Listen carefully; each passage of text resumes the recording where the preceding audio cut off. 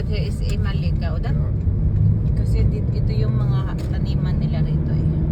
Kaya gusto ko talaga rito tumira. Mura yung expenses everyday. Yung mga daily needs, napakamura. Ayun, puro plantation yan.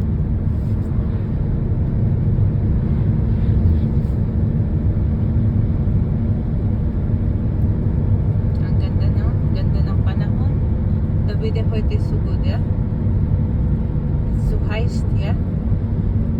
Oder? Es geht noch 17,5 Grad. Aber es 17. wird jeden Tag wärmer jetzt. Yeah, aber it's windy. Nag-usap kami na mainit ngayon dito guys. At saka mainit na malamig. Kaya yung ending, pagpapawisan ka, tapos uupuhin ka na dahil pag malamig, grabe yung malamig siya na mainit na hindi mo maintindihan. Kaya yung panahon dito ganyan. Pero mas okay na yan kaysa maulan. Nung mga nakaraan, maulan. Sa Czech Republic, sa pinanggalingan namin, maulan. Ayan. Ganda dito guys. Super duper pretty. Ayan. Mga tao dito talagang nakadepende na sa mga ayan, sa mga solar ba. It's look like everybody using solar here. Ja, sicher. Oh, cool, huh? Guys. Das ist mein Plan as well. Yeah. Ganda dito. Gusto ko talaga tumira dito. Kasi hindi masyadong mabundok at saka napaka-peaceful ng area. Hindi siya hindi siya crowded. Kasi puro siya rito farm. Gusto ko dito pag pumunta rito mga August, September. Grabe yung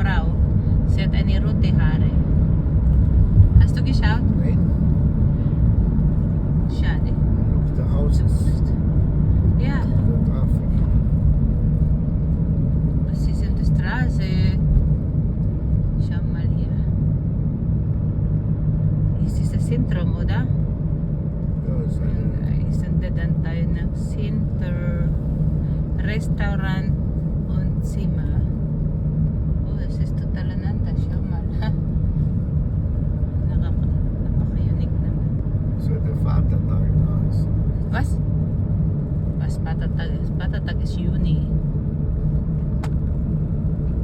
Isnuknik patatag. Diba guys, Father's Day sa June. June 12. Mother's Day is May 12 normally. But then it depends where is the 12. Sometimes is because of the different day. Hala, nakakatuwa guys oh, yung bahay. Hi! Ayan oh. Napaka-wild ng area.